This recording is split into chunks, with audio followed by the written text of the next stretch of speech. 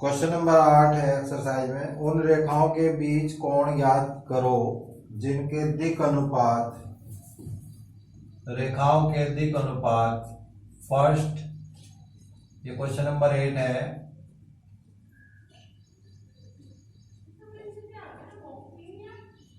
पहली रेखा के दिक् अनुपात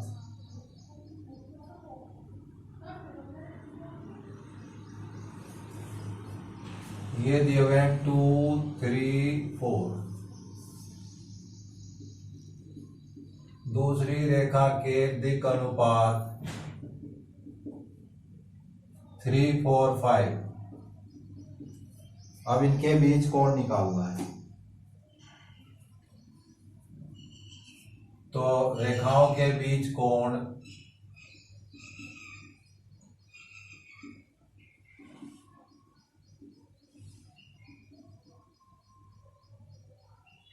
cos थीटा इक्वल टू, जब दिक् अनुपात दिए हो तो a1 a2 plus b1 b2 plus c1 c2 upon root a1 square plus b1 square plus c1 square, उसके बाद a2 square plus b2 square plus c2 square, ये फॉर्मूला होता है। तो यहाँ ये है हमारे पास a1 b1 c1 और ये है a2 b2 c2, ठीक है। तो अब देखिए cos theta equal to a1 a2 2 into 3 plus 3 into 4 plus 4 into 5 upon square root 2 का स्क्वायर 4, 9 का स्क्वायर 3 का स्क्वायर 9 और फिर 16, 9, 16 एंड 25। तो ये हैगा, तो 6 plus 12 plus 20 upon square root ये 29 और ये हुआ 25 50, ठीक है। तो 18 और 20 38 हो गया, रूट 29 एंड ये हो जाएगा 5 रूट 2। तो 38 5, इसकी मल्टीप्लाई इसके साथ 58। तो theta equal to cos inverse कितना 38 अपॉन 5 रूट 58, ये आंसर आ गया क्वेश्चन नंबर 8 का।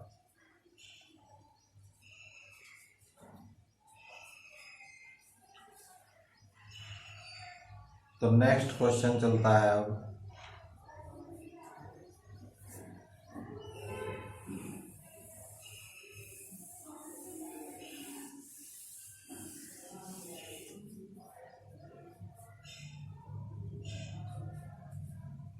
क्वेश्चन नंबर 9 है, सिद्ध करो x minus 5 upon 7 y plus 2 upon minus 7 minus 5 और इक्वल टू z अपॉन 1। और दूसरी रेखा दी हुई है x upon 1 y upon 2 and z upon 3। परस्पर लंब है, परस्पर लंब है, ये फर्स्ट और ये सेकंड। तो देखिए लंब के लिए क्या होता है, a1 a2 दो रेखाएं लंब होंगी यदि A1 A2 plus B1 B2 plus C1 C2 equal to 0, ये होना चाहिए। अब यह है A1 B1 C1 और A2 B2 C2। तो देखते हैं A1 A2 plus B1 B2 plus C1 C2 equal to, now value रखेंगे 7 into 1 plus -5 into 2 plus 1 into 3, तो ये 7 माइनस 10 प्लस 3 और ये हो गया 0। अतः दोनों रेखाएं लंबवत हैं।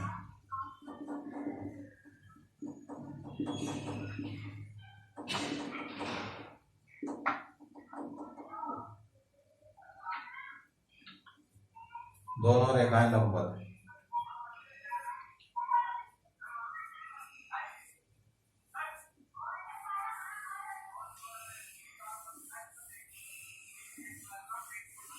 अब नेक्स्ट क्वेश्चन जो है, क्वेश्चन नंबर नेक्स्ट देखिएगा। ये क्वेश्चन नंबर 10 आपके इसका।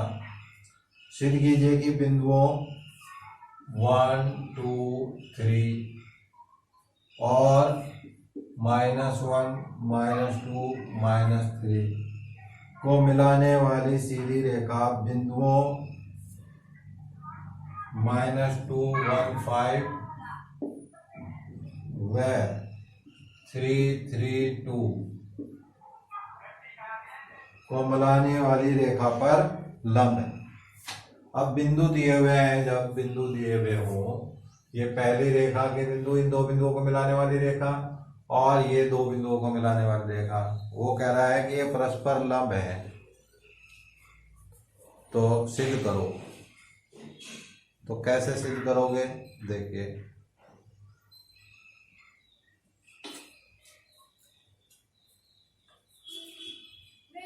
तो यहां सबसे पहले तो फर्स्ट रेखा के ड्यास निकाल लो। रेखा फर्स्ट के ड्यास,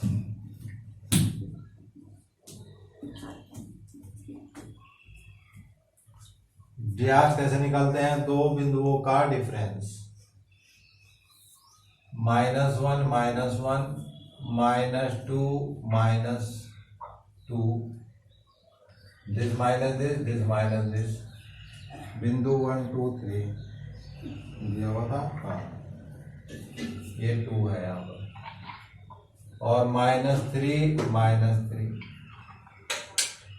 तो दैट इज ड्यास जो हुए वो ड्यास क्या हो गए, -2 -4। अब रेखा सेकंड के ड्यास, सेकंड के ड्यास, अब इनके सब्सट्रैक्शन कर लो, 3 माइनस माइनस हो जाएगा प्लस, और 3 - 1 और 2 - 5, तो दैट इज हो गया 5 4 सॉरी 2 एंड -3। अब ये तो वे A1 B1 C1 और ये हो गए A2 B2 C2। अब हम निकालते हैं A1 A2 plus B1 B2 plus C1 C2 की वैल्यू।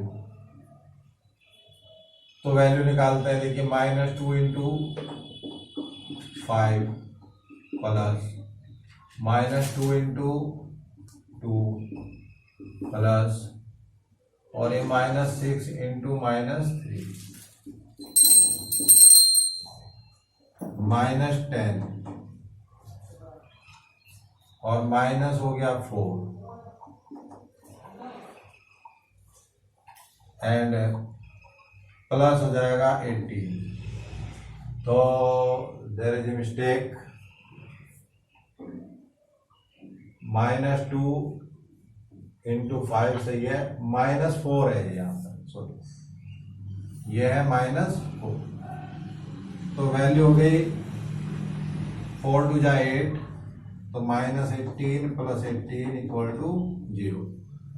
तो ये वैल्यू 0 आने का मतलब है कि दोनों रेखाएं लंबवत है, अतः दोनों रेखाएं लंब है, परपेंडिकुलर। क्लियर। अब नेक्स्ट आगे चलते हैं। उस रेखा का समीकरण ज्ञात करो जो बिंदु इतने से होकर जाती है तथा रेखाओं इतने इतने पर लंब है।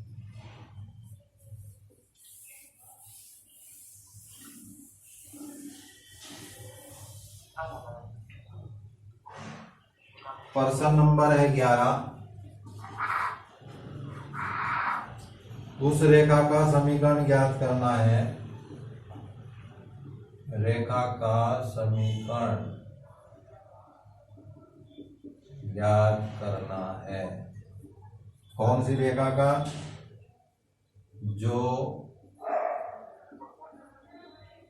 बिंदु 2, 3, -1 से जाती है।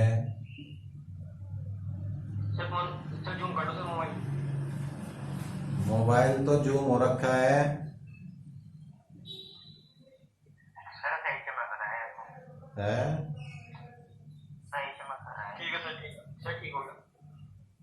जो बिंदु इतने से जाती है तथा रेखाओं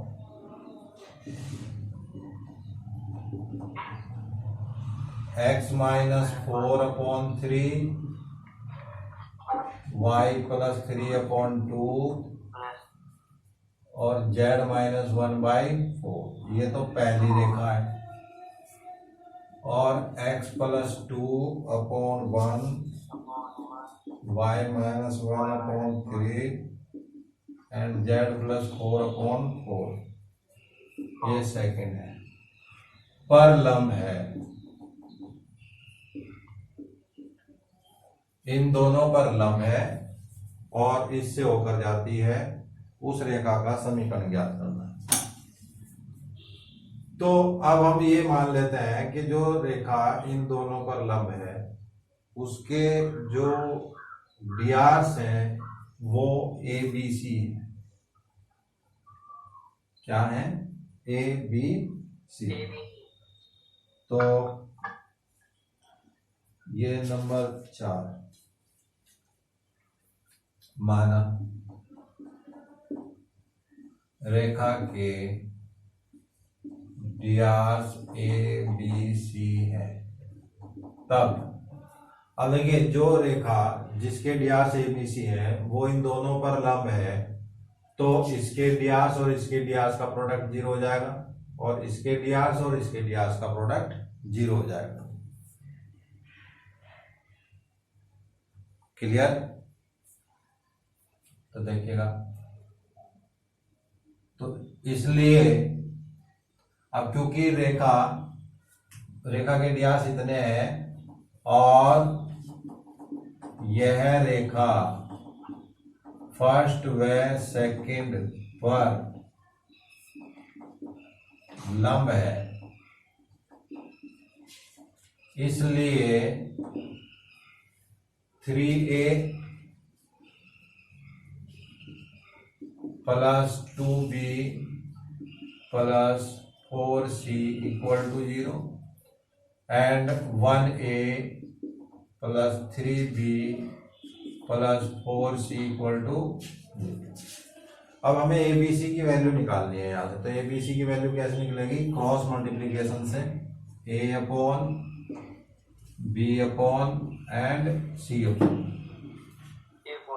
तो ये वैल्यू निकलती कैसे है? हम क्या करेंगे, यहाँ से जो कोफिशिएंट है बीच वाले से, वो बीच के कोफिशिएंट ले लेंगे। जैसे कि 2, 3, फिर 4, 4 और 3, 1 और फिर से रिपीट कर देंगे पहले वाले 2, 3। जहां से स्टार्ट किया वहीं पर खत्म। बीच वाले से कोफिशिएंट लेने शुरू करते हैं, गुणांक। बीच वाले से गुणांक लेंगे, ऐसे चलेंगे सर्कुलर में। तो a की वैल्यू फाइंड करने के लिए देखिएगा, इसकी मल्टीप्लाई इसके साथ माइनस ये मल्टीप्लीकेशन 8 माइनस 12, फिर ये 4 माइनस 12, फिर 9 माइनस 2, तो a अपॉन हो गया -4 एंड b अपॉन हो गया -8 एंड c अपॉन हो गया 7, और इसको हम इक्वल टू k मान लेते हैं। मान लिया ये तो यहां से a b c की वैल्यू मिल जाएंगी। a equal to -4k, b equal to -8k और c equal to 7k। k जो है वो कॉमन रेशो होती है, वो कैंसिल हो जाएगी बाद में। अब हमें उस रेखा का समीकरण निकालना। देखिए ds तो हमारे पास आ गई रेखा के, और वो इस बिंदु से पास होती है, तो अब उसका समीकरण, तो रेखा का समीकरण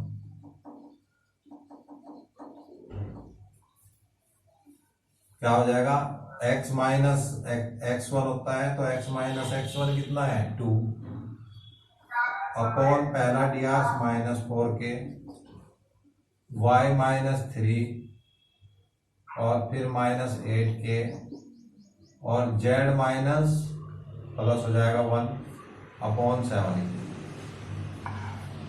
यहां से हम -k कॉमन लेकर कैंसिल कर सकते हैं, तो इक्वेशन बनेगा x -2 अपॉन 4 इक्वल टू y -3 अपॉन 8 equal to z plus 1 by -7।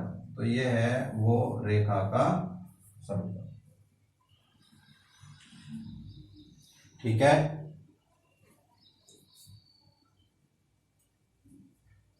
Ji sir. अब नेक्स्ट क्वेश्चन पर चलते हैं।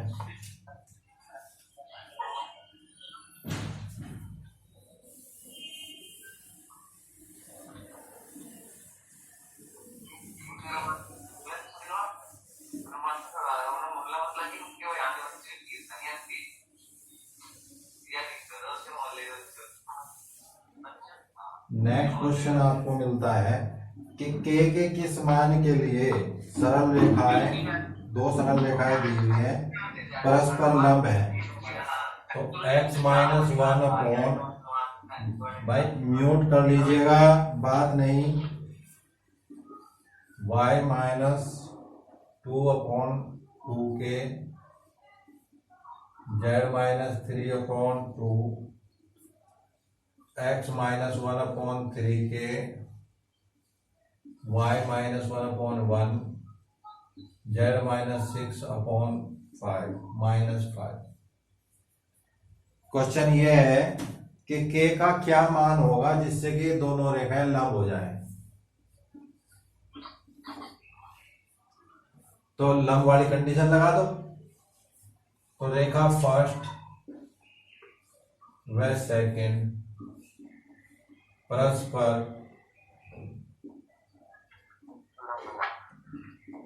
लंब होंगी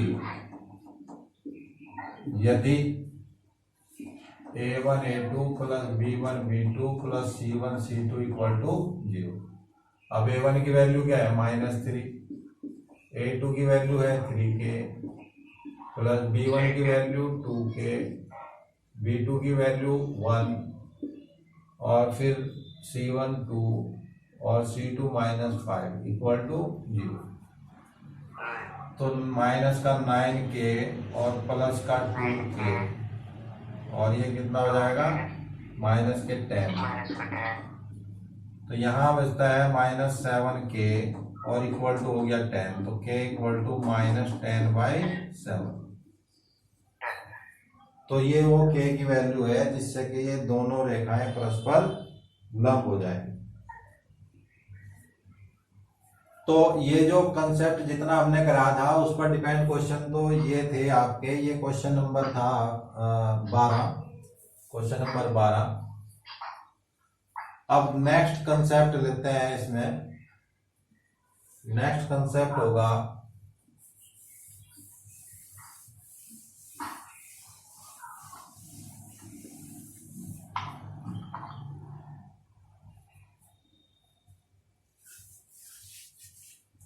देखिए ये कोई प्लेन है और ये कोई रेखा है, तो ये रेखा किसी भी बिंदु से पास हो रही है x1 y1 z1, और इसके डियार्स जो है वो a b c, ये प्लेन है और इसके डियार्स हमने मान लिया ये इसका नॉर्मल है जो कि इस पर परपेंडिकुलर होगा, इसके डियार्स हमने मान लिए l m n। क्लियर होगी बात? तो हम क्या करते हैं कि ये जो डियार्स हमने लिए हैं ए बी सी और इसके डियार्स, ये दोनों आपस में कैसे होंगे? परपेंडिकुलर होंगे। ठीक है, तो यहां पर कई कंडीशन आ जाती हैं, या तो ये प्लेन दिया जाएगा या यहां कोई बिंदु दिया जाएगा और उस बिंदु से इस बिंदु की दूरी ज्ञात करनी है, या तो प्लेन ही देगा या प्लेन पर कोई बिंदु देगा और ये दूरी हमें ज्ञात करनी है। तो कॉन्सेप्ट क्या होता है, मेनली उस बात पर आते हैं। तो एक रेखा दी हुई है x minus x1 upon l और a, y minus y1 upon b, z minus z1 upon c, या आप इसके LMN ले लीजिएगा, LMN ले लें आप इसके, क्योंकि समतल का समीकरण जनरल लेंगे LMN, और इसके डियार्स ले लीजिए आप A B C, तथा समतल दिया हुआ है AX plus BY plus CZ plus D equals to 0। तो समतल के डियार्स हो गए A B C, तो वो समतल के ना होकर के किसके होते हैं? उसके नॉर्मल के होता है। तो अब कंडीशन ये आती है, कभी कभी ये प्रूव करा देता है कि सिद्ध करो ये समतल और ये रेखा दोनों समांतर है। अब ये दोनों समांतर कब होंगे? जब इसका नॉर्मल इस पर लंबवत हो, तो ये लाइन और ये प्लेन समांतर हो जाएंगे। तो यहां प्लेन व रेखा समांतर होंगे यदि AL plus BM plus CN equals to 0। ये तो हुई पहली कंडीशन, फर्स्ट। सेकंड कंडीशन में हम ये कहते हैं कि एक प्लेन है, ये प्लेन ले लिया आपने और एक लाइन ले ली गई, ये लाइन फर्स्ट और ये प्लेन सेकंड। अब वो ये कहना चाह रहा है कि ये लाइन इस प्लेन के लंबवत है, ये सिद्ध कीजिए। तो देखिए, अगर ये लाइन प्लेन के लंबवत होगी तो इसका जो नॉर्मल होगा उसके क्या हो जाएगी? समांतर हो जाएगी कि नहीं? तो कोई रेखा समतल के लंबवत होगी यदि, अब देखिए, समतल के लंबवत होने के लिए इस लाइन के तो डियार्स हमने L M N लिए हुए हैं, और ये जो समतल है, समतल के नॉर्मल के डियार्स हैं A B C, तो ये दोनों है पैरेलल। लाइन समतल पर तो लंबवत है लेकिन उसके नॉर्मल के पैरेलल है, समांतर है। तो समांतर की कंडीशन क्या होती है? यदि A by L equal to B by M equal to C by N, ये होती है जब दो रेखाएं आपस में समांतर हो जाए तो ये वाली कंडीशन हो जाएगी। ठीक है ना? तो इस बात को ध्यान रखें। इससे पहले जो हमने कंडीशन बताई थी वो दो रेखाओं के बीच बताई थी। जब दो रेखाएं आपस में लंबवत या समांतर होंगी तो कंडीशन ये इंटरचेंज हो जाती है। यहां पर प्लेन और रेखा के बीच है, ये प्लेन है और ये रेखा है। प्लेन और रेखा के बीच जो कंडीशन है, दो रेखाओं के बीच की कंडीशन, वो आपस में क्या हो जाएंगी, इंटरचेंज हो जाएगी। हमेशा लंबवत वाली समांतर में पहुंच जाएगी, समांतर वाली लंबवत में पहुंच जाएगी। तो इस बात का विशेष ख्याल रखें। अब हम इसके बाद एक पॉइंट आता है, किसी रेखा पर कोई बिंदु ज्ञात करना। रेखा पर कोई बिंदु, रेखा पर कोई बिंदु। तो रेखा हमें दे रखी है, मान लिया x minus x1 upon a equal to y minus y1 upon b, z minus z1 upon c। तो यहां एक रेखा दे दी गई है आपको, ये कोई रेखा है और इस रेखा का समीकरण जो है वो x minus x1 upon a, y minus y1 upon b, z minus z1 upon c। तो यहाँ कोई भी एक पॉइंट ले लेते हैं हम P, और ये कितनी डिस्टेंस पर, r डिस्टेंस पर ले लेता है, तो इक्वल टू r से मान लो। तो टाइम समाप्त होने जा रहा है बस। तो यहां से एक्स वाई जेड की वैल्यू निकाल लीजिएगा।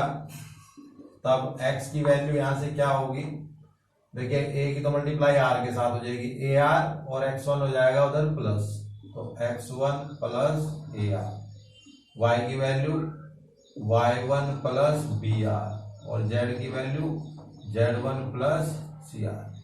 तो जो p बिंदु हुआ वो x1 plus ar, y1 plus br और z1 प्लस cr, ये इस रेखा पर स्थित कोई बिंदु हो गया।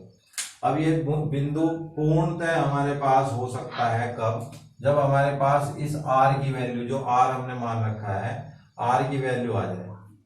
तो r की वैल्यू लेकर आने के लिए हमें क्या दिया जाएगा, अलग अलग कंडीशन दी जाएगी।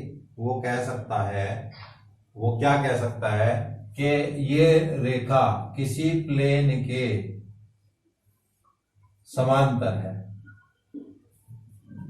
अब ये प्लेन दिया हुआ है, यहां पर मान लिया ये प्लेन है a1x plus b1y plus c1z plus d1 equals to 0। तो रेखा फर्स्ट जो है, यदि रेखा first plane a1x plus b1y plus c1z plus d1 equal to 0 के समांतर है, तब बताओ, अभी भी कंडीशन मैंने बताई थी, अगर ये समांतर होगा तो क्या कंडीशन अप्लाई होगी, बता सकते हैं?